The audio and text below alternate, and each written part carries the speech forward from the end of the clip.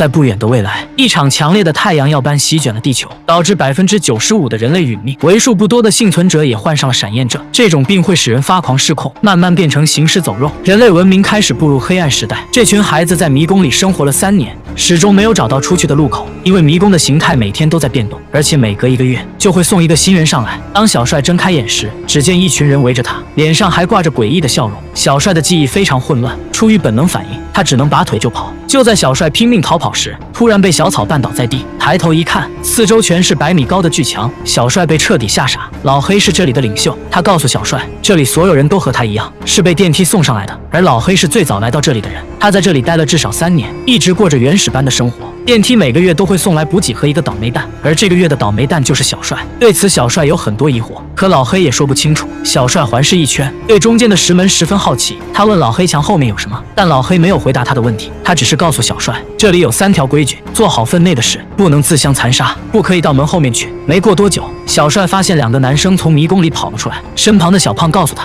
他们是行者，只有行者才可以进出迷宫，这让小帅对石门更加好奇。就在他慢慢靠近石门时，突然被一个恶霸推倒在地，小帅瞬间暴怒，正准备和他大干一场，可就在这时，身后传来一阵恐怖的声响，所有人面色凝重，连呼吸都变得小心起来。接着通道里狂风乱作，迷宫也随之慢慢闭合。可还没等他回过神来，奇怪的事情再度发生。他在小树林收集肥料时，行者小本出现在小帅面前，用凶狠的眼神盯着他看，紧接着发疯似的开始攻击小帅。在危急关头，小帅随手捡起一块骨头击倒小本，然后起身往树林外狂奔。可没跑多远，小帅再次被扑倒在地，幸好在同伴们的帮助下，及时控制住了小本。但这还没完，当他们掀开小本的衣服后，发现了被怪物遮过的伤口。几人相互交换一下眼神，随后将小本带到迷宫入口。众人拿起杆子，在迷宫门闭合之前，硬生生把小本赶进了迷宫内。这一连串的怪事让小帅陷入了深深的疑惑：是谁把自己送到了这里？迷宫里面究竟隐藏着什么不可告人的秘密？无奈的是，小帅失去了记忆，除了在梦里听到过自己的名字外，他想不起来任何事情。第2天清晨，小帅又看到2名同伴进入了迷宫，但大家都对此事闭口不谈，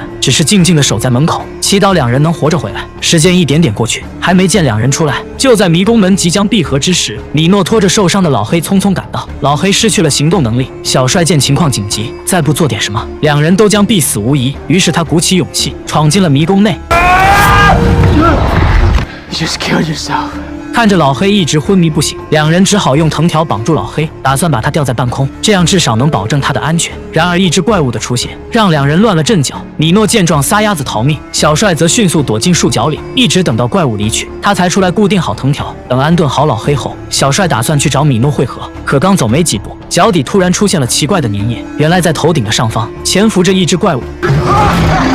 小帅在迷宫里四处乱窜，然而一个不小心，直接冲进了死胡同里。小帅只好顺着藤条爬到了迷宫顶部，可在越过几个台阶后，他已经退无可退。危急关头，小帅飞身一跃，死死抓住藤条，才暂时和怪物拉开了距离。可下一秒，怪物又从身后扑来，一人一怪同时滑向地面。幸好怪物被藤条缠住，小帅才幸免于难。米诺也在这个时候赶了过来，而且迷宫正在慢慢闭合，2人火速跑到了出口。本来可以直接逃出迷宫，但小帅突然停住了脚步。他故意等了一会儿，怪物最终在小帅的引诱下，被出口的石门给活活夹死。2人拖着受伤的老黑走出了迷宫。在这3年来，这是他们第一次战胜怪物，小帅也因此赢得了小伙伴们的尊重。除了一直针对他的盖里之外，他认为与怪物和平相处了3年，如今小帅打破了这个规则，盖里担心会迎来怪物的报复，他打算要处罚小帅。可就在这时，门外传来了电梯上升的声音，这次送上来的是一个女生，手里还拽着一张纸条，上面写着她是最后一个人，而且女孩一睁眼就喊出了小帅的名字，紧接着又晕了过去。小帅一脸问号。为了解开事情的真相，他带着小伙伴回到了迷宫内，找到了那只被夹死的怪物。为了以防万一，几人分解了怪物的尸体，并在怪物体内发现了一个闪着红光的东西。米诺将外皮撕开一看，里面竟然是一个电子设备，说明有人在操控怪物。有了这条线索，小帅提议要深入迷宫一探究竟，这样才能查清迷宫背后的秘密。米诺听后表示同意，随后带小帅来到了自己的秘密基地。原来迷宫的地形早已被米诺用模型还原，经过1年多的研究，米诺得知迷宫的每个区域都会定时开放，唯有第7区从不开放。而昨晚出现的怪物正是来自神秘的第7区。小帅看着电池上的数字，似乎有了自己的计划。昏迷的女孩也在这个时候醒来，她似乎被吓坏了，独自一人躲在高塔上，不停地向地面扔石子，直到小帅出现后，她才冷静了下来。女孩名叫丽萨，但她也说不清楚为何会记住小帅的名字，也不知道自己为何会来到这里。说着，还从身上拿出了2瓶血清。小帅认为这有可能会是解药，于是在老黑身上注射了血清。老黑果然醒了过来，而且想起了进入迷宫之前的所有记忆。原来这是一座实验场，他们根本没法逃离这里，而且小帅也是跟幕后黑手一伙的。他搞不懂小帅为何会来到这里，或许第7区就是解开谜题的关键。第2天清晨，迷宫门开启之时，小帅和米诺毫不犹豫地冲了进去。在经过数个区域后，来到了最危险的刀片阵营。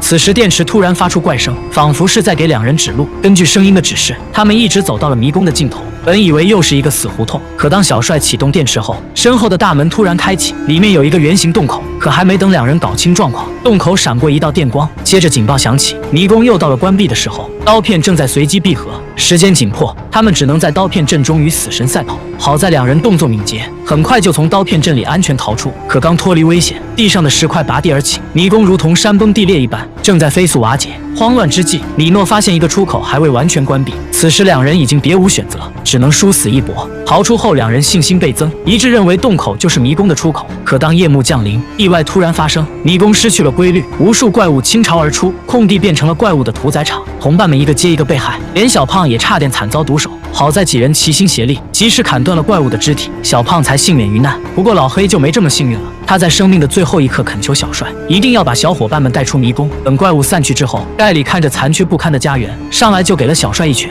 还不停地说道：“这一切全都因他而起。”小帅也感到非常的内疚，他一把抢过小胖手上的怪物残肢，毫不犹豫地刺向了自己的大腿。与此同时，小帅的脑海中浮现出了零零碎碎的记忆。原来小帅和丽萨曾经都是负责观察迷宫的人。盖里得知真相后，打算将2人献祭给怪物。在关键时刻，米诺带人里应外合，成功将2人救下。小伙伴们也因此分成了2个阵营，一方认为小帅能带大家走出迷宫，决定和他一起去寻找出口；另一方则跟着盖里继续生活在这里。小帅带着伙伴们开启了他们的逃亡之路，几人很快便来到了最危险的第7区。果不其然，怪物早已恭候多时，但大家并没有因此退缩，硬是凭借手中的破木棍义无反顾地冲了上去，与怪物展开了激烈的厮杀。在众人齐心协力的配合下，怪物很快被推下了悬崖。可回头一看，战斗才刚刚开始，无数怪物朝他们慢慢逼近。小帅等人抵挡怪物的攻击，丽萨负责启动迷宫的出口。可弄了半天才发现，原来洞口就是门锁，只是需要输入8位数字的密码。这时小帅突然想到，会不会是迷宫8个区域的打开顺序？话音未落，一只怪物从天而降，刚好压在了米诺身上，而他就是唯一知道迷宫顺序的人。在这生死关头，杰夫豁出自己的性命，硬是把米诺给救了回来。但怪物的攻势依旧不减，几人被逼到了墙角，已经无路可退。关键时刻，丽萨配合米诺成功输入密码，洞口随即被激活，怪物也被下降的石门给压死。他们总算是逃了出来，可事情似乎并没有那么简单。几人穿过狭长的走廊，来到了一间实验室中，可眼前只有遍地的尸体，没有任何活人。小帅按下操作台上的按钮，屏幕中出现了艾娃博士的留言，让他们知道了事情的真相。原来外面的世界早已被炙热的太阳烤焦，就算幸存下来的少数人，也患上了一种名为闪焰症的病。这种病毒会侵袭人们的大脑，会让感染者变成丧尸。而在他们这群新生代身上，少数人拥有抵抗病毒的能力，但必须要在特殊的环境下才能激活他们的脑部进行研究，这就是把他们关进迷宫的原因。可话音未落，一群黑衣人闯进了实验室，博士只能选择自行了断。小帅意识到了自己的重要性，打算带着伙伴们拯救世界。可就在这时，盖里突然出现，他已经被怪物蛰伤，变得神志不清，而且还拿着一支手枪，扬言要杀了小帅。就在他开枪的同时，米诺迅速甩出手中的木棍，将盖里击倒在地。可悲剧还是发生了，小胖不幸中枪，最终还是没能活着离开这里。而剩下的几人被一群士兵带上了直升机，他们终于离开了这座迷宫。但这场残忍的实验还远远没有结束，他们所看到的一切都是艾娃博士演的一场戏，还有更加恐怖的实验在等着他们。小帅一行人刚从迷宫里逃出来，就被带到了一座戒备森严的庇护所。负责人詹森告诉他们，外面的世界早已变成焦土，到处都是丧尸，只有避难所才是安全的。这里有舒适的床和充足的食物，还有许多和他们一样的年轻人。这说明迷宫不止一个，他们都是詹森从迷宫里解救出来的。眼前这个不爱说话的男孩名叫阿里斯，是第一批来到这里的人。他脸上挂着恐惧的神情，小帅自己也能感觉到那种恐惧。而且每隔一段时间，詹森就会带走一些孩子，说是要把他们送去新家园。可小帅仔细观察过后，发现事情并不简单。到了晚上，小帅正准备睡觉，突然听到床下有动静，原来是白天那个叫阿里斯的男孩。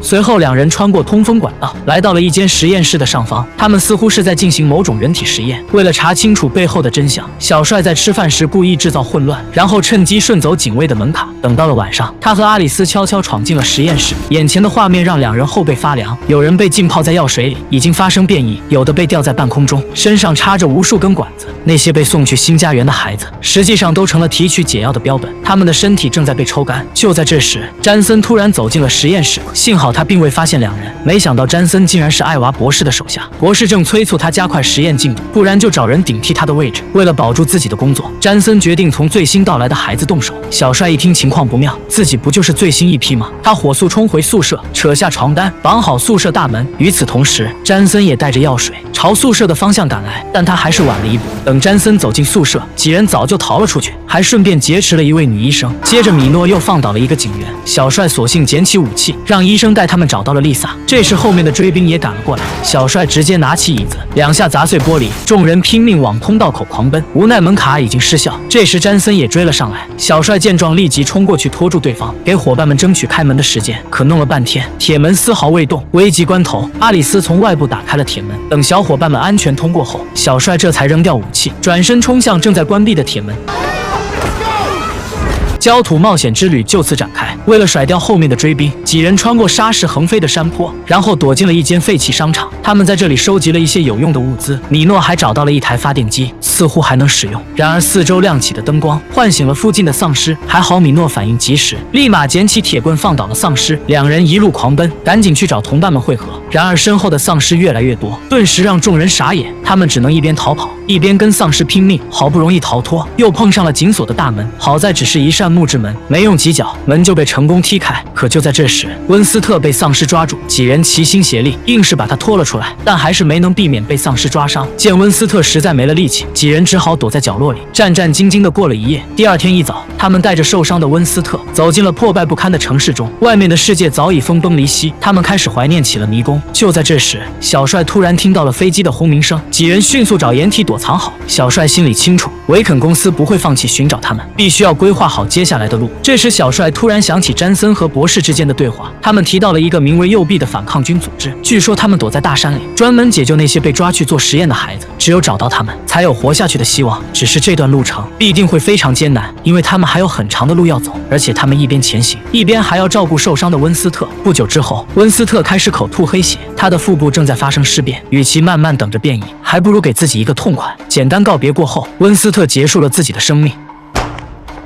几人继续前行，向大山方向靠近。可他们走了几天几夜，依旧没有走出荒漠，身上带的水已经喝光，精疲力尽的几人直接在沙漠中昏睡了过去。不知过了多久，小帅睁开眼一看，发现不远处闪烁着灯光，他开心地叫醒了同伴。可几人还未动身，天空突然电闪雷鸣，沙尘暴也随之而来。就在几人拼命奔跑时，一道闪电从天而降，瞬间将米诺击倒在地。几人搀扶着米诺躲进了黑暗的仓库中，幸好没击中要害，米诺很快又醒了过来。就在这时，仓库内出现了一大群丧尸，好在都被铁链拴住，暂时还算安全。这时从丧尸堆中走来一个女人，把一行人带进了屋内。豪哥是这里的管理者，他在得知几人的身份后，简直如获至宝，只要把他们卖给维肯公司，是一笔不错的收入。不过这也并非豪哥的本意。等其他人散去后，豪哥跟小帅谈起了交易，原来他也想加入反抗军组织，而眼前这群孩子就是让他加入反抗军的筹码。可就在这时，詹森带着士兵杀到了这里，小帅别无选择，只能答应他们一起去寻找反抗军。几人顺着缆绳陆续逃了出去。可在关键时刻，布兰达为了回去拿私人物品，被士兵挡住了去路。好在小帅对他们有利用价值，士兵们不敢轻举妄动。可时间不等人，豪尔早已布置好了炸弹，剧烈的爆炸声响起，整个仓库开始崩塌。两人从电梯口一跃而下，及时躲过了一劫，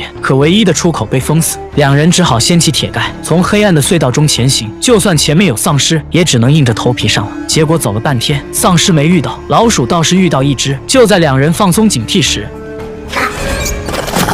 窟窿里的丧尸开始觉醒，两人只能拼了命地往外跑。见前方无路可走，两人索性爬上了破败的大楼。丧尸在后面穷追不舍，由于太过紧张，布兰达一个不小心直接掉到了大楼的玻璃上。他试着想要起身，但玻璃的裂痕越来越大。与此同时，一只丧尸又冲了下来，并开始疯狂攻击布兰达。小帅见他就快坚持不住，直接扯下一根钢筋。他在敲碎玻璃的瞬间，及时拉住了布兰达，可他的脚已被丧尸抓伤，他只能咬着牙，用布包住伤口，一瘸一拐地继续赶路。经过几条街道后，两人来到了一家酒吧门口，但想要进入酒吧，得先喝上一口特制酒。小帅本想拒绝，但布兰达一口喝了下去，小帅也只好硬着头皮喝下。两人分头行动，打算要找一个名叫马克的男人。没想到他们刚才喝下的酒有致幻作用，他已经分不清眼前的女孩到底是布兰达还是丽萨。最后，小帅因为体力不支，直接昏了过去。等他醒来时，大家都已经汇合到了一起，而且还抓到了马克。原来酒吧老板就是马克。在豪尔的暴力逼问下，马克乖乖交代了反抗军的下落，他的爱车也被豪哥顺走。可还没走多远，发现峡谷前方的路被堵住，众人被迫下车查看情况。谁知遭到了狙击手的埋伏，豪尔赶紧拿出炸弹，决定和对方拼命。可还未动手，就被对方控制。幸好阿里斯认识他们，两人曾和阿里斯在同一个迷宫里，后来被反抗军救了出来。他们把小帅一行人带到了反抗军营地。可就在这时，布兰达突然晕了过去。反抗军首领文森见状，打算就地处决布兰达。好在玛丽医生出面制止，文森这才收起了手中的枪。玛丽曾经和小帅一起在维肯工作，他知道整个实验就是一场骗局。实验部根本就不是在研究解药，而是从孩子们体内提取解药，因为这种药水只能提取，不能被复制。玛丽用小帅的血清暂时稳定了布兰达的病情，但这也只能起到缓解作用，没办法彻底根除。小帅一行人坐在山头，感叹着这来之不易的自由，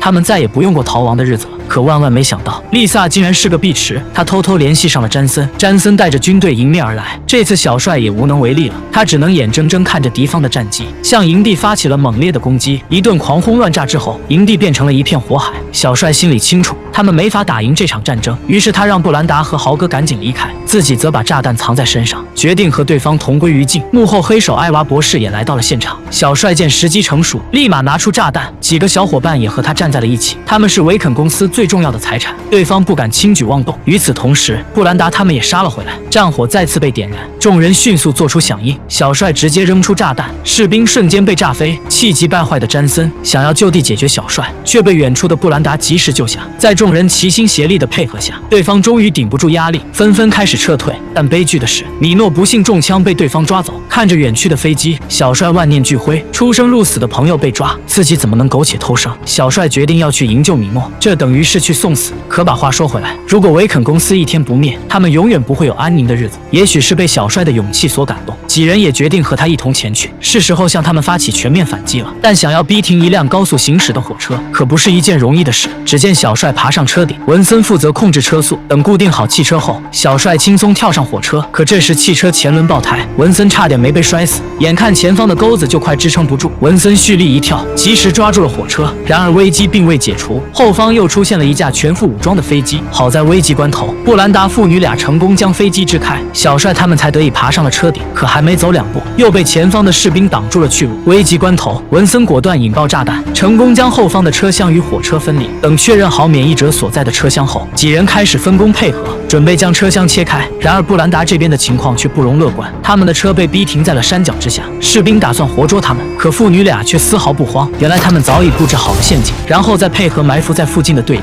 轻松将飞机拿下。随后豪哥利用飞机上的铁钩，直接将整节车厢吊起，士兵们只能眼睁睁看着他们离开。可打开车厢后才发现，米诺并不在其中，只有阿里斯和其他免疫者，这让小帅有些失望。等港口的废弃油轮修好后，文森就会带着所有人离开这里，去寻找新的家园。可对于小帅来说，和他一起出生入死的米诺比任何人都要重要。阿里斯告诉小帅，维肯公司的人经常提及一座城市，可丧尸病毒爆发过后，世界上哪里还有城市？豪哥表示自己曾去过那里，还真有一座繁华的都市，被称之为末日堡垒。小帅想跟随火车的行进线路，带人前去营救米诺。文森表示自己也很想救出米诺，可他不能为了一个人再搭上更多人的性命。就在这时，无线电里传来了一阵轰鸣声。豪哥见状，迅速拉下电闸，走出来一看，发现是维肯公司在搜寻他们的下落。小帅明白此地不宜久留，他只好同意了文森的撤离计划。可等众人熟睡过后，小帅又打算独自去营救米诺，没想到纽特和小黑早已等候多时，三人一同踏上了营救米诺的冒险之旅。他们根据地图上的指示，很快便来到了一处隧道前。这不用多想，隧道里肯定有丧尸，但这也是前往末日堡垒的必经之路。几人只好硬着头皮进入隧道。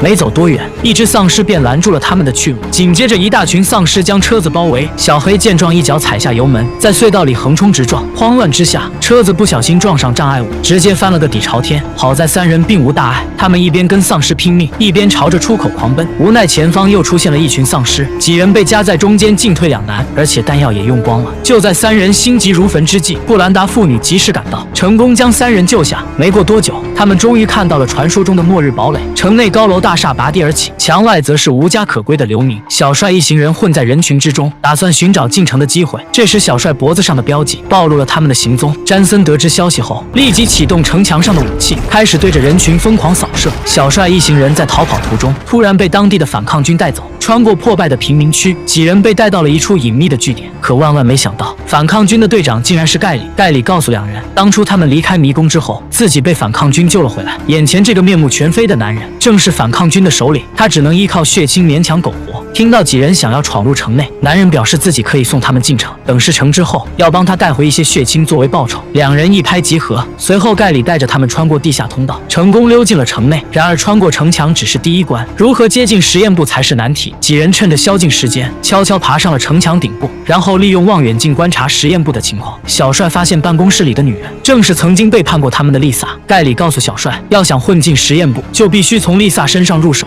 小帅念及旧情，迟迟不肯对丽萨下手，这让纽特很是不爽。可就在这时，他的手突然疼痛起来。小帅意识到了不对劲，结果发现纽特感染了病毒，而丽萨这边的疫苗研究也迟迟得不到进展。艾娃博士开始绝望，因为丧尸病毒正在通过空气传播，过不了多久，城里的人也会被感染，到时候人类可就彻底完蛋了。趁丽萨下班回家之际，小帅故意在她眼前晃悠，然后把她引到地下车库，直接将她绑回了反抗军据点。从丽萨的口中得知，除了米诺以外，实验部还关押着28个免疫孩子。可丽萨告诉小帅，他们一旦靠近实验部，脖子上的标记会被识别出来。小帅索性让他帮忙摘除标记，然后伪装成实验部的警卫，成功混进了大楼。再配合黑客里应外合，入侵了大楼的安保系统，干掉几名看守过后，他们成功救出了28名免疫者。盖里负责带孩子们离开，三人则前去营救米诺。然而刚到门口，却被詹森拦住了去路。关键时刻，丽萨直接将两人推进了房间内，然后锁住大门，给两人创造了足够多的时间。随后，他带着沾有小帅血迹的布块，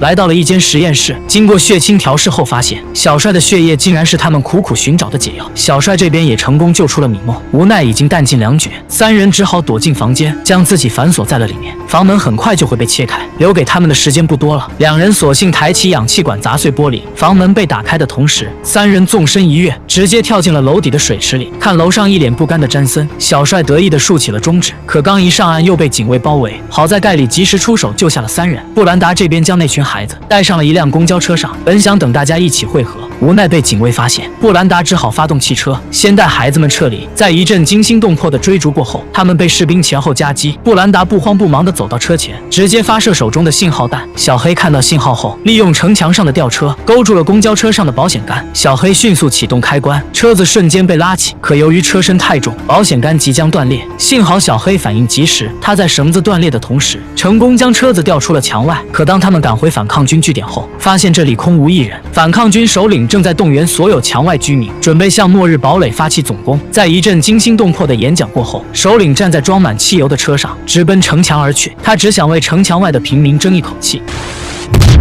城墙被炸开了一个缺口，所有难民纷纷涌入城内，与士兵们打成了一片。在猛烈的炮火攻击下，整个城市陷入一片混乱之中。与此同时，文森和豪哥开着飞机来接他们。可就在众人准备撤离之际，纽特的身体开始恶化，他很快就会变成丧尸。目前唯一的办法就是返回实验室拿到血清，小帅则留下来照顾纽特。这时广播里传来了丽萨的声音，他告诉小帅，实验室里的血清药效非常短暂，只有小帅自己的血清才有机会救活纽特。布兰达就是最好的证明。然而为时已晚，纽特已经失去了理智，开始疯狂攻击小帅。最后纽特凭借仅剩的一点人性结束了自己的生命。小帅看着死去的纽特，内心的愤怒彻底爆发，他捡起地上的手枪冲回了实验部。没想到博士正在大厅里等着他。博士清楚小帅是唯一能拯救世界的人，这次他没有强迫小帅，而是让他自己做出选择。结果一声枪响，博士死在了詹森手里，小帅也被注射了麻醉剂。当他再次醒来时，发现詹森威胁着丽萨调试血清。原来詹森的目的是想控制解药，从而统治整座城市，而且他自己也感染了病毒，正准备给自己注射解药，不曾想被丽萨一把放倒在地。丽萨赶紧给小帅松绑，可詹森很快又醒了过来。在抢夺解药的过程中，小帅差点命丧当场。这时一颗炮弹击中大楼，詹森瞬间被掀翻在地，两人趁机开溜。为了掩护丽萨，小帅不幸中弹。丽萨见已经无路可逃，只好拿起血清分散詹森的注意力。小帅则捡起工具，直接朝詹森扔去。他还傻乎乎的以为小帅失手了，然而身后裂开的玻璃才是小帅的目标。詹森最终被丧尸咬死。丽萨搀扶着小帅跑上了天台，此时天台已经被大火包围，附近的大楼正在迅速塌陷。丽萨将手中的解药交给了小帅，两人在大火中拥吻在了一起。本来寻思着要一起面对死亡，不曾想豪哥驾驶着飞机赶来，在丽萨的帮助下，小帅成功登上了飞机，丽萨却和塌陷的大楼一起消失在了火海之中。这也算是在为自己的过去赎罪。在影片的最后，所有幸存者定居在了一座孤岛上，这里没有丧尸病毒，也没有战争，只有朴实安详的生活。那些逝去的同伴们也将会被永远铭记，正是有了他们的牺牲，才换来了如今的美好生活。